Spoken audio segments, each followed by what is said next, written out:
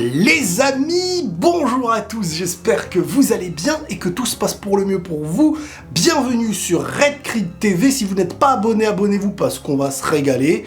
Bébert sur Red Crit TV, il est très souvent en costume cravate, donc c'est le haut niveau, c'est le prime du prime. On se retrouve ensemble entre passionnés pour ce marathon Dragon Ball Z et on était précisément, si je me rappelle bien parce que ça fait 2 semaines, à un Vegeta qui venait de sortir de la salle du temps. Pour la première fois, on venait de découvrir cette salle du temps. Salle de l'esprit et du temps, comme on l'appelait, cet endroit où un an à l'intérieur revenait à un jour à l'extérieur, et c'était sur une pseudo-fin de Dragon Ball, hein, parce que n'oublions pas que Toriyama était dans un état d'esprit où l'œuvre serait terminée après celle, hein, donc on était censé être sur le dernier méchant, avec les références des Saiyans, les cellules, donc tu affrontais ce que tu avais obtenu de mieux, mais en ennemi. Hein. Il avait le Kamehameha, il avait tes techniques, la régénération de Piccolo, et il lui manquait qu'une chose, atteindre son corps suprême, le corps ultime,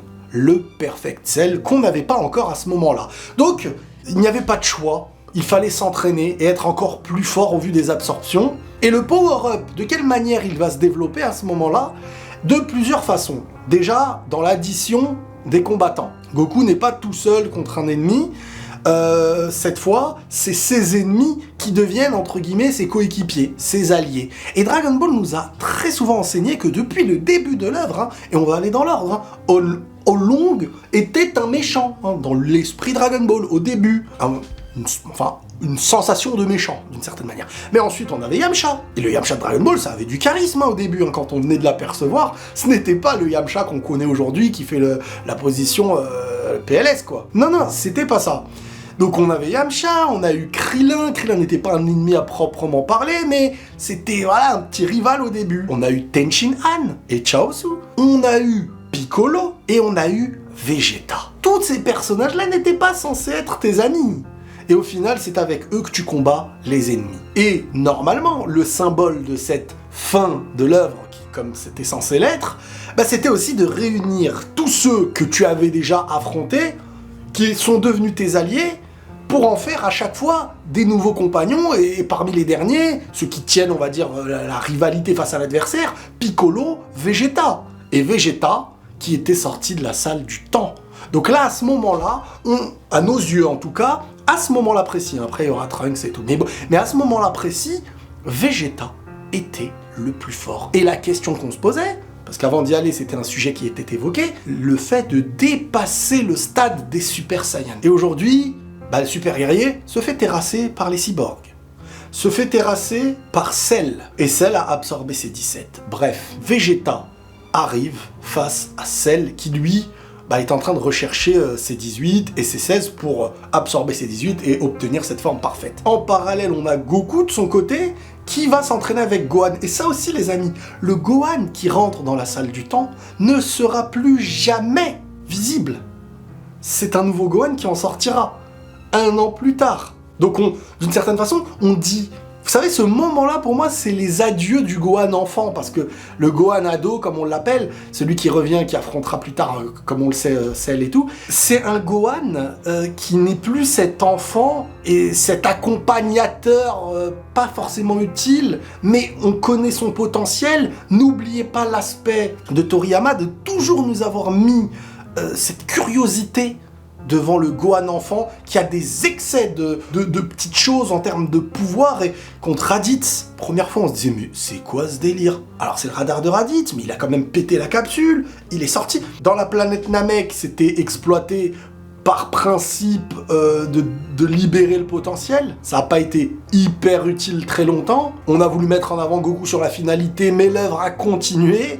Comment elle a continué? C'est aussi dans l'idée de se dire Gohan maintenant, il va falloir qu'il devienne autant important que nos combattants, nos alliés. Et là, c'est la transition de ce Gohan-là. Ce Gohan qui va devoir apprendre à se transformer en Super Saiyan. Là où Goku l'a eu de manière instinctive, là où Vegeta s'est quand même entraîné pour l'avoir, mais il l'a eu quand même de manière aussi instinctive, c'est-à-dire que c'est par l'idée de ne pas... Il n'a pas eu le mécanisme en disant tiens, j'ai trouvé le mécanisme, j'arrive à me transformer. Et Gohan, c'est cette manière-là que Goku essaye de lui inculquer, c'est-à-dire entraîne-toi, sans que, à la fois, devant toi, on vient de tuer quelqu'un, et sans, comme Vegeta, à la fois, d'avoir tellement cet orgueil d'avoir été dépassé, enfin bref, vous m'avez compris, c'est un mécanisme de travail qui doit être fait pour lui obtenir d'une certaine façon cette transformation. C'est aussi, avec Vegeta, qui sort de la salle du temps avec Trunks,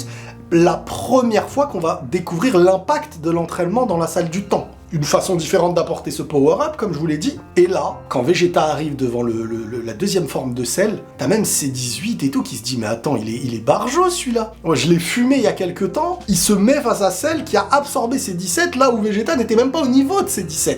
Donc déjà, même la vision extérieure qu'il y a à ce moment-là, C18, C16, même si C16 se dit « Il est quand même un peu bizarre, il est différent. Qu'est-ce qui a pu se passer ?» Ça aussi, ça a été mis en place et c'était intéressant. Et là, bon... Je vais pas vous faire dans les détails, mais Vegeta a humilié la deuxième forme de Cell. Je pense que Vegeta, en termes de satisfaction, de power-up, où il se sentait plus puissant que tous à ce moment-là, j'ai rarement vu un moment qui lui apportait autant de plaisir et de gloire. Il a humilié Cell comme j'ai rarement vu un méchant d'une deuxième forme se faire humilier. Mais une humiliation, mais... sur terre, dans l'air, dans l'eau, double coup de pied, coup de coude, coup de poing dans le ventre, limite il se laisse taper pour voir que ça ne lui fait rien, bref, une humiliation comme j'en ai rarement vu. Et là, côté C18, le choc, mais côté Krillin, les amis. Krillin, faut pas oublier qu'à ce moment-là, lui, il a la télécommande que Bulma lui a confectionnée afin d'éteindre le cyborg, l'androïde C18. Éteindre C18 à l'aide de cette télécommande qui est sur place, ça y est, il faut juste se rapprocher, je sais plus à combien de mètres, mais c'est fini après. L'histoire Dragon Ball est finie si on part de ce principe que ce n'est pas une œuvre écrite et qu'il faut des rebondissements pour arriver à un scénario voulu. Mais en dehors de ça, à ce moment-là, Krillin, il a la survie de la planète Terre entre ses mains. Et qu'est-ce qui empêche Krillin? Alors déjà, premièrement, ses sentiments, parce que oui, il a développé des sentiments pour C18. Elle qui lui avait fait ce bisou, c'est pas juste le bisou en soi, hein, c'est le coup de cœur, et Toriyama, on va dire, ne va pas trop dans la profondeur sentimentale avec les personnages. Il l'amène d'une manière qui n'est pas non plus dégueulasse à mes yeux, c'est à sa façon. Il l'a amené avec Goku et Chichi, avec une Chichi qui s'était toujours souvenue que Goku se marierait avec elle, donc elle revient plus tard en mode énervé, fidèle à son caractère, et un Krillin qui est un personnage qui a toujours apprécié la jante féminine, qui tombait sous le charme, et cette fois-ci, ça a l'air d'être plus que tomber sous le charme, c'est plus un vrai coup de cœur sentimental qu'il a eu vis-à-vis de C18. C18, à ce moment-là, donc, elle, qui ne ressent rien, et qui ne ressent rien envers lui, et qui se retrouve presque à la merci de Krillin, si celui-ci avait appuyé sur le bouton. Mais là, Krillin, il est entre deux choses. Ses sentiments d'un côté, et de l'autre côté, il voit Vegeta capable de tenir tête à Cell. Donc il se dit, en vrai, de vrai, et il se pose des questions, il se dit, mais pourquoi elle a été utilisée, la pauvre, machin et tout. La passion et la raison. Ça, c'est hyper intéressant, parce que Krillin, il est dans un schéma de vie qu'on peut tous connaître dans notre vie. Être entre la passion et la raison, sans avoir le choix d'être dans un équilibre entre les deux. C'est pas comme... Il doit faire un choix, détruire ce qu'il aime, ou détruire ce qui peut détruire ce qu'il aime. Là, ça change tout. Et ce qui se passe, c'est que d'un côté, t'as Vegeta, qui s'amuse avec Cell, mais qui commence presque à s'ennuyer en se disant « Toi, j'ai passé 1 an, moi, dans la salle du temps. 1 an, m'entraîner dur, j'ai dépassé le stade des... » Parce qu'on va revenir maintenant sur la transformation qu'il a pu avoir. Je suis pas allé dans les détails, vous connaissez, mais ça là, et là on va aller après dans quelque chose que Toriyama aime faire et que beaucoup de gens ignorent, c'est qu'il s'est passé quelque chose, on y revient juste après. Vegeta a connu une forme, mais elle est, on dirait, vous voyez les bisons là, quand on les pique là, enfin même pas quand on les pique, juste le bison quand il est hyper stock, et on a eu un Vegeta qui a dépassé le stade des Super Saiyan. Attention, cette forme n'est pas une forme de Super Saiyajin 2. C'est comme si tu t'es piqué, quoi. C'est du Super Saiyajin, mais plus puissant. Bim, gonflé, quoi. Et cette forme-là, moi, je la trouvais stylée quand j'étais plus jeune. Je la trouvais stylée, surtout qu'elle a dégommé celle deuxième forme. C'est-à-dire que cette forme-là, elle est plus puissante que celle deuxième forme. Donc meilleure que C16, C18, C17, hein. Voilà, quand même, pour ne pas non plus l'amoindrir en fonction de ce qui se passera par la suite. Un petit truc par rapport à Krillin aussi, c'est ma perception, je sais pas si c'est réel ou pas, je trouve que Krillin, malgré qu'on le met un petit peu dans le rôle du noob, dans le rôle de, voilà, celui qui n'est plus au niveau des autres, je trouve qu'il a quand même un esprit d'analyse. Il arrive très vite à percevoir les choses différemment des autres. Il a ce ressenti. Je sais pas si c'est moi ou pas, en tout cas. Bref, en parallèle, encore une fois, dans la salle du temps, on a Goku qui essaye de dire à Gohan, pour le pousser à se transformer, de le mettre, en essayant de le mettre dans un état de colère ultime. Donc, pour libérer cette colère et faire sortir en lui le Super Saiyan, il essaye de lui dire, bon bah, imagine celle qui tue, par exemple, qui me tue ou qui tue Piccolo. Et là, en fait, le problème, c'est que Gohan, il lui dit, oui, mais moi, je n'ai jamais vu celle. Alors, il lui dit, imagine Freezer en train de tuer Piccolo. Et là, voilà, t'as Gohan qui... Il essaye, mais il n'y arrive pas. Donc, on sent... Je trouve intéressant l'idée pour faire réussir à se transformer Gohan en Super Saiyajin, d'évoquer 1 an dans la salle du temps. Là où dans DBS, même si les explications traduites, elles étaient un peu à la ramasse, petite picotement dans le dos, machin et tout, je pense que le message est plus profond que ça et qu'on aurait pu le développer, mais ça a été fait un peu à la ramasse, un peu à la vitesse, avant le tournoi, allez, apprends à te transformer, c'est rapidos. Là, au moins, la salle du temps, il y a un contexte, il y a une année, c'est intelligent. Bref, on en arrive, les amis, à ce moment clé. Ce moment où Vegeta, face à un Cell qui est en train d'hurler d'énervement, en train de péter les plombs, en train de se dire purée limite, parce qu'il faut pas oublier, ce Cell, il vient d'un futur où il a tué Trunks, où il cherchait ses 17 et ses 18 dans son futur, il ne les a pas trouvés, il a tué Trunks, il a pris la machine à voyager dans le temps, il est revenu dans cette époque, il a dû se remettre en cocon bizarre, il a ensuite absorbé des humains, il a ensuite cherché et trouvé ses 17, et il se retrouve à ça, d'échouer dans toute sa péripétie, parce que là c'est une longue aventure pour lui, comme si dans ta vie t'étais à ça d'obtenir la perfection de ce qu'il te fallait. Et Cell, c'est exactement là où il en est. Et il pète les plombs, il dit mais purée, si seulement je pouvais l'avoir, truc qui ferait moins le malin et tout, et bim, ça n'a pas raté, ça a touché l'ego et l'orgueil de Vegeta. Vegeta, si tu lui dis moi je peux être plus fort et je vais te dégommer, il te dit ah bon, allez va. Et c'est ce qu'il a fait, ça n'a pas raté. Et là t'as Trunks derrière qui dit attends, à quoi il joue là? À quoi il est en train de jouer? Il est prêt à laisser Cell, alors que tu peux sauver le monde, hein. Mais Vegeta il s'en fout du monde. Un mec qui détruisait des planètes. Et là il est dans la transition du gentil, c'est-à-dire je suis utile en tant que coéquipier pour mon intérêt à moi. Toujours dans l'idée, comme il le dit, hein, de vaincre tous les ennemis qui peuvent vaincre Goku pour que ce soit lui qui puisse battre Goku. Donc Vegeta, là, tu lui offres une porte comme ça d'affronter plus fort, son sang de prince Saiyan, eh ben il est prêt. Il est prêt, donc plus personne ne pourra empêcher Vegeta de vouloir affronter la dernière forme de Cell. C'est 18 en danger car Krillin fait tomber la télécommande et l'écrase. Il a laissé la passion de son côté jaillir pour annihiler la raison. On met la raison de côté, on l'oublie, vive la passion. C'est ce que Krillin a fait par rapport à ses sentiments. L'avenir peut-être lui donnera raison, mais sur le moment, c'est chaud. Vegeta ouvre la porte à Cell, Krillin ne peut plus détruire ses 18, seul Trunks à ce moment-là, et il y a une scène qui me fait hyper rire, c'est quand en fait Vegeta accepte pour Cell d'aller chercher ses 18, en plus au moment où il la voit, comme par hasard, il sait où elle est maintenant, mais t'as Trunks qui se met devant lui. Sauf que Trunks, il est toujours plus fort que ce Cell aussi. Et là, t'as Cell qui peut pas se battre avec Trunks, il est trop faible. Et qui se retourne vers Vegeta comme un enfant qui disait papa, il me laisse pas faire ce que j'ai envie, quoi. Cette scène-là, moi, m'a toujours fait rire, surtout dans le manga.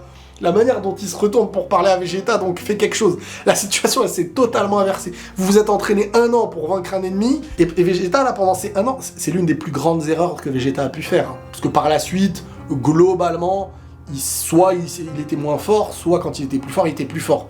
Mais là, c'est l'une des plus grandes... Déjà, il s'est fait humilier quelques temps avant avec ses 18.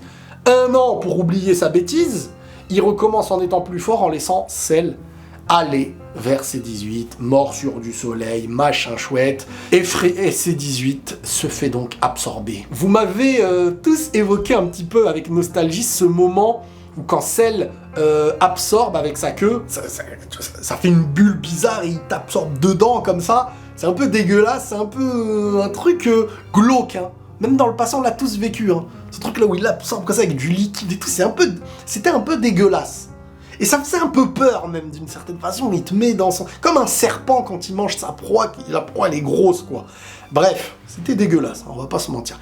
Et il a absorbé ses 18. Et là les amis, on a le design, moi je kiffe cette forme-là de Cell. Avec la première, je l'aime bien aussi le premier, mais cette forme-là, dans l'habitude et dans l'écriture de Toriyama, vous le verrez presque à chaque fois dans l'œuvre canon. Ces dernières formes sont rarement les formes plus pointues, plus grandes et musclées. C'est toujours la deuxième forme. Il vient te mettre un contraste avec la première, en mode bim, machin, beaucoup de cornes, de trucs pointus.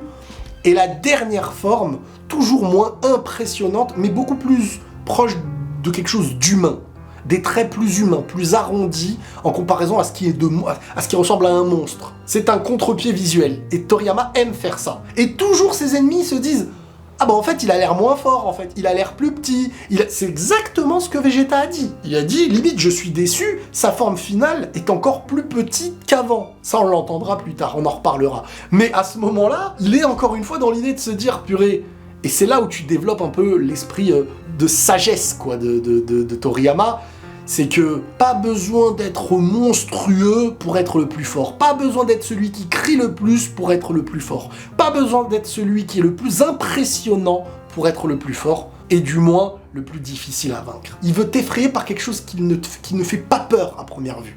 La première forme de Cell, c'est un insecte bizarre, truc avec ses ailes, la queue et tout. Là, la queue, elle n'est plus apparente. Et il a des traits qui sont limite plus apaisés. Vous voyez, dans les films d'horreur, dans les trucs, qu'est-ce qui fait le plus peur ? C'est quand il y a une petite fille bizarre avec des cheveux devant comme ça. C'est quelque chose d'humain, quoi. En soi, un enfant. Il n'y a pas plus humain qu'un enfant. Et pourtant, dans une ambiance très glauque et très flippante, un enfant peut faire très très peur. Sans même qu'il bouge et qu'il te fasse quelque chose. Et ben, Toriyama, il arrive à créer ce contraste. C'est quelqu'un de très intelligent. On est beaucoup... C'est pour ça que beaucoup se lancent dans l'écriture. Hein. Beaucoup font des mangas, beaucoup font trucs. Mais pas beaucoup arrivent à amener un esprit... on ne crée pas un méchant juste pour qu'il fasse peur.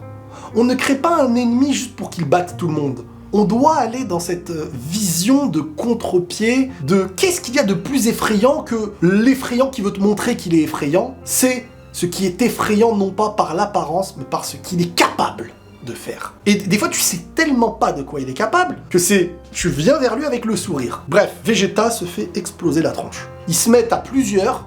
Krillin tente un Kienzan, hein, sa boule, son disque là qui permet de couper, hein, ça coupe Freezer, ça permet il n'y a pas de chichi. Ça passe sur Cell comme dans du beurre. Non, même pas, non. Ça passe sur Cell, ça ne lui fait rien. Tout simplement. Alors Vegeta a tenté le Final Flash. On pensait que Cell il était découpé et tout, il s'est foutu de sa tronche, il a des cellules de Piccolo, il s'est régénéré. Bref, Vegeta s'est fait déglinguer. On va le dire comme c'est. Il s'est fait déglinguer, pas respecter. La forme de Cell ultime nous montre que c'est vraiment le dernier méchant de l'œuvre. On parle peut-être du dernier méchant qu'on aurait pu connaître de cette œuvre exceptionnelle de Dragon Ball. Hein. Et là, on arrive dans quelque chose, moi, qui m'a choqué par le passé. Je me rappelle encore quand j'ai le manga, en fait, déjà, un petit moment où Vegeta, il est encore conscient, et Trunks commence à bouillir, il contrôle plus sa colère, mais il attend, malgré tout, que Vegeta soit inconscient pour arriver. Pourquoi ? Parce que déjà, Trunks, faut pas oublier que on est obligé de faire des petits récapitulatifs, il vient d'un futur où il ne connaît pas son père. Vegeta n'était pas là, je crois, quand il est né, enfin bref, je me rappelle plus exactement le détail, mais il n'a pas vu réellement son père et tout, il a juste des descriptions de Bulma du futur. Et celui-ci, Trunks, il a appris à connaître son père. Alors, avant d'aller dans la salle du temps, il le méprise un petit peu de loin. Il se dit, mais c'est ça mon père, il n'a pas de cœur envers les autres et tout. Mais Bulma l'avait prévenu. Malgré l'apparence et tout, c'est quelqu'un quand même, au fond, faut creuser. Vas-y, ma mère, tu t'occupes de creuser, moi je te dis. Eh ben, tu trouves quelque chose avec Vegeta. Et en un an de salle du temps, Trunks, il a vu des choses. Bref, Trunks a compris cet ego par rapport à Vegeta qui ne pourrait accepter que Trunks soit publiquement plus fort que lui. Déjà, quand il l'a vu se transformer en Super Saiyan et que lui ne l'était pas, ça a été une immense humiliation pour lui devant Mecha Freezer là. Et Cold, j'allais dire Cold Roger, et le roi Cold. Imaginez qu'après l'entraînement dans la salle du temps, là, pour une fois où il se sent, il voit son fils être plus fort que lui. Bref, Trunks a anticipé ce sentiment et a voulu le préserver. Beaucoup de sagesse. Et une fois que Vegeta est inconscient, Trunks temporise un peu avec Cell pour qu'ensuite Vegeta soit sain et sauf, Krillin l'a sauvé.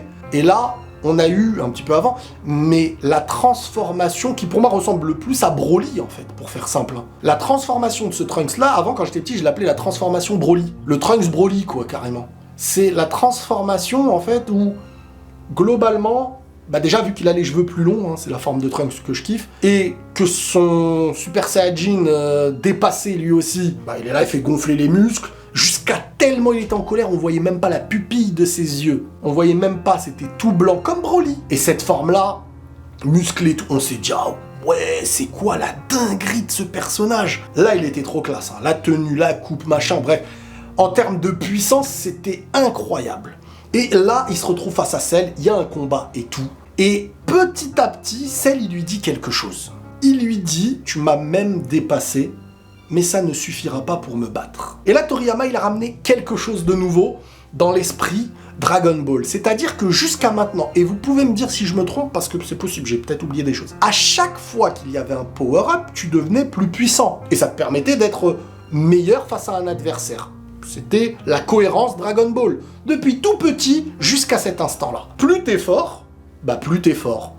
T'es pas moins fort que la forme d'en dessous. Là, on apprend, parce que musculairement, machin, peu importe les raisons, mais il est plus puissant. La force, le truc, mais on ne définit pas la victoire d'un combat ou le fait d'être meilleur, parce que qui aujourd'hui viendrait dire Trunks est meilleur que Perfect Cell? C'est un discours qui n'existe pas. Et c'est cohérent parce que être meilleur, c'est pouvoir terrasser, c'est pouvoir vaincre. C'est pas parce que, regarde, je vais vous donner un exemple. Je soulève, imaginons, des poids qui sont plus lourds que mon adversaire. Si je le touche, je le mets KO. Je suis plus fort. On va dire, Riles a plus de force. Riles est capable si, et en théorie, on met de la théorie dans l'histoire. Mais si en fin de compte, je suis assuré de ne pas le toucher, et que je suis assuré donc de perdre un combat, qui est le plus fort? Donc attention dans la notion de force, parce qu'on veut toujours dire plus fort, machin, truc. Donc si on va dans ce principe-là, Trunks est meilleur que Cell. Mais Cell lui dit, ok, tu m'as surpassé si tu veux. Tu m'as surpassé si tu veux, mais tu pourras jamais me battre. Pas besoin de faire A plus B. La capacité à être plus fort qu'un adversaire, c'est dans le fait de pouvoir le vaincre. Un ennemi est toujours meilleur que l'autre tant que tu ne peux pas l'empêcher de gagner. Si tu ne peux pas, par tous les moyens, empêcher une personne de gagner son combat, c'est qu'il est meilleur. Sinon, tu l'en empêches. Et avec Cell, c'est ce qui se passait. Goku pouvait le surpasser en puissance s'il voulait. Et c'est le parallèle à ce moment-là qui est hyper intéressant parce que dans la salle du temps, Goku, il gonfle ses muscles aussi. Et il dit, mais Goku, tu vois, il était intelligent, il dépassait, c'était un génie.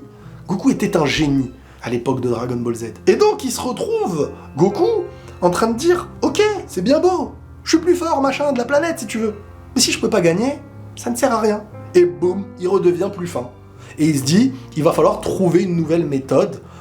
Donc, essayer d'apaiser son esprit en étant Super Saiyan. Mélanger cet aspect d'énervement que tu as en mode Super Saiyan qui te mène à cette forme.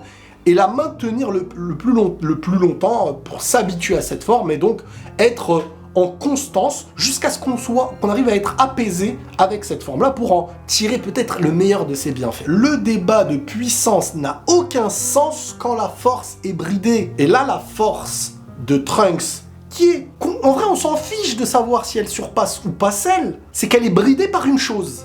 Donc elle le met dans l'incapacité de vaincre l'ennemi. Du moins, elle ne peut pas lui permettre d'empêcher Cell d'être plus fort et de faire ce qu'il veut du combat. Donc de te vaincre et de détruire la planète et de faire sa life pépère. Trunks ne peut pas, au point où lui-même admet et abandonne. Il se met devant lui, il abandonne. Et c'est là que Cell commence à poser des questions. Et il demande, limite il était un peu déçu de Trunks et de Vegeta, et il leur dit, si je vous laisse du temps, est-ce que vous pourriez être dans la capacité de machin? Bref, il comprend que Goku sera bientôt là, que les autres arriveront, et là il se dit tiens, je vais organiser un tournoi. En vrai, quoi de mieux pour essayer de finir l'œuvre Dragon Ball par un tournoi qui a rendu Dragon Ball aussi populaire. Les tournois dans Dragon Ball, c'est aussi le succès de Dragon Ball, c'est les arts martiaux, et quoi de mieux que représenter les arts martiaux à travers le tournoi? C'était le cocktail final qu'on aurait eu. Cell lance donc l'information. Il va y avoir un tournoi qu'il va organiser avec des règles qu'il leur évoquera en télévision. Les règles sont simples, chacun leur tour, ils affronteront un seul adversaire, Cell, et c'est une manière pour eux de sauver la planète et de sauver le monde, et une manière pour Cell, comme il le dit, de m'amuser. Lui, le principe de base, il a été créé pour tuer Goku, mais ça n'a plus de sens pour lui. Son principe, en vrai, c'est peut-être... Là, on peut théoriser. Son sang, en vrai, ses cellules de Super Saiyan. En lui, il a beaucoup de cellules de Super Saiyan. C'est l'idée de se confronter à ce qu'il pourrait y avoir de meilleur. Et quoi de mieux dans un tournoi que de ramener toutes les personnes qui pourraient, les meilleurs du monde, d'une certaine façon, pour essayer de se confronter à lui et à sa forme parfaite. C'est cohérent. On peut dire que c'est cohérent. Donc, en gros, plus vous serez nombreux, plus il y a de chances pour vous d'être gagnant. N'oubliez pas les haricots magiques. Et c'est sur cette fin qu'on consacrera la prochaine vidéo, forcément à la fin de cet arc, à Goku, Gohan qui sort de la salle du temps. Comment on instaure la fin de Dragon Ball selon Toriyama à ce moment-là, comment il a voulu la mener. On aura le droit à une forme de Gohan comme vous la connaissez, des sensations incroyables avec un Goku, etc. qui lègue d'une certaine manière la finalité à son fils. Bref, on reviendra sur tout ça les gars, j'espère que vous êtes hypés, j'espère que vous likerez à fond. N'hésitez pas dans les commentaires à me dire jusqu'à ce moment-là de cet arc-là qui était votre personnage préféré. Bébert et moi nous vous saluons, n'hésitez pas à vous abonner sur RedCrit TV, on vise les 100 000 abonnés bientôt. Donc c'est le marathon des BZ, mais c'est aussi le marathon des 100 000 abonnés. Plus vous êtes là, ça me fait énormément plaisir de reparler un peu de toutes ces choses-là. Prenez tous soin de vous les amis, et la paix sur vous.